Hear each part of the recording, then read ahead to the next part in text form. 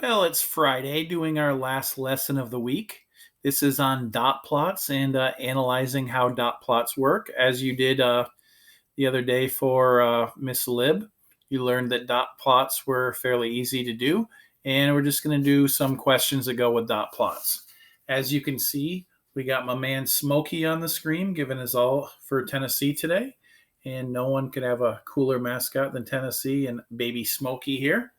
But let's look at this dot plot. The dot plot represents the number of soccer goals scored.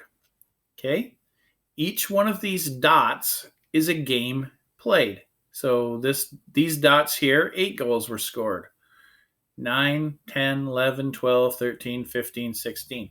We don't know the scores of any of these games. We just know how many goals were scored. Could have been 4-4, 6-2, 7-1. Doesn't matter. We just know that this is keeping track of goals scored in the games.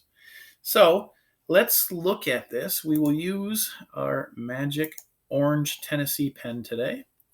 And we want to find out the number or the most frequent number of goals scored. Well, we're looking for not the most goals scored in the game. The most goals scored in any game would be 16. We're looking for the most frequent, the thing that happens the most. Well, it would be the tallest one here. So 11, 1, 2, 3, 4, 5. That happened 5 times.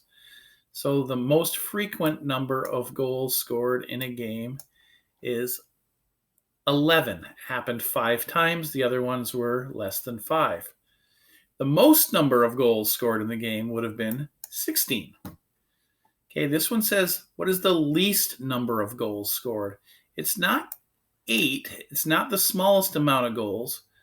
It's the one that happened the least number of times. So we look here, 14. The least number of times, it was 0. It never occurred. So obviously, 14 is the least number of goals scored. You can say another number was 100. 100 goals weren't scored, but it's not listed in the diagram, so you can't include it. Based on what's in this chart, the least number of goals scored was 8, but it didn't ask that. It wants to know the least frequently scored goal number, which is 14, which never happened. Okay, so we want to look at the number of games played next. If you look at number of games, these numbers are goals. So these numbers right here do not help you do anything with that problem. You want to know how many games were played. Well, what's a game?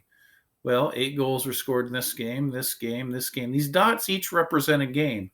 So 3 there, 4 there, 3 there, 5 there, 1, 1, 3, 3. Just add these up.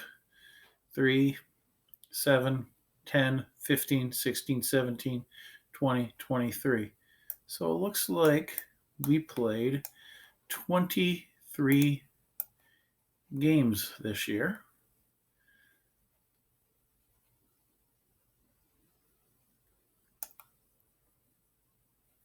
So, knowing that, we can answer some more questions. So, we want to know the number of games with 11 or less goals.